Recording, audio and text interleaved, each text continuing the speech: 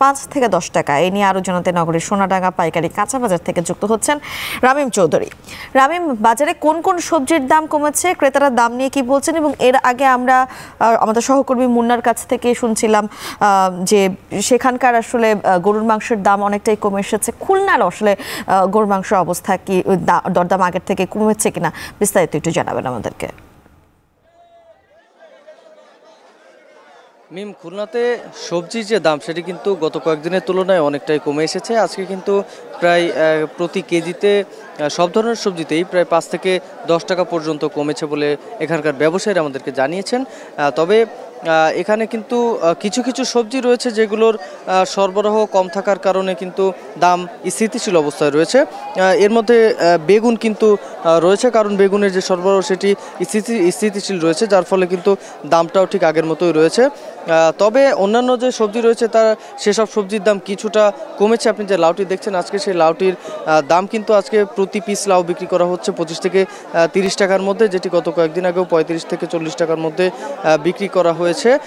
এছাড়াও অন্যান্য যে সবজি রয়েছে প্রায় সব ধরনের সবজিতেই কিন্তু দাম অনেকটাই কমে এসেছে বলে এখানকার ব্যবসায়ীরা আমাদেরকে জানিয়েছেন। এর পাশাপাশি উচ্ছে রয়েছে বাজারে। উচ্ছে কিন্তু আজকে বিক্রি হচ্ছে 40 টাকা করে প্রতি কেজি, যেটি কিন্তু গত কয়েকদিন আগেও 45 টাকা করে বিক্রি হয়েছে।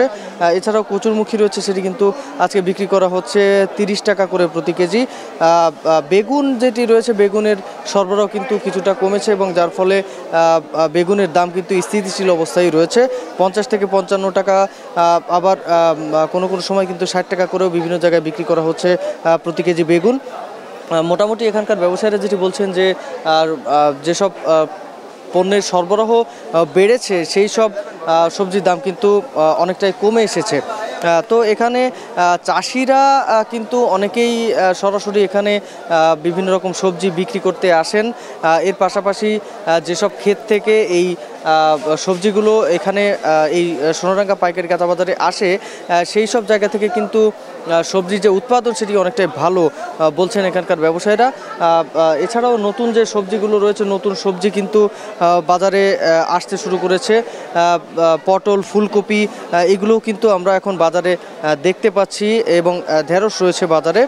মোটামুটি সব মিলিয়ে বললে চলে যে বাজারে সবজির যে সরবরাহ সেটি কিন্তু অনেকটাই ভালো রয়েছে।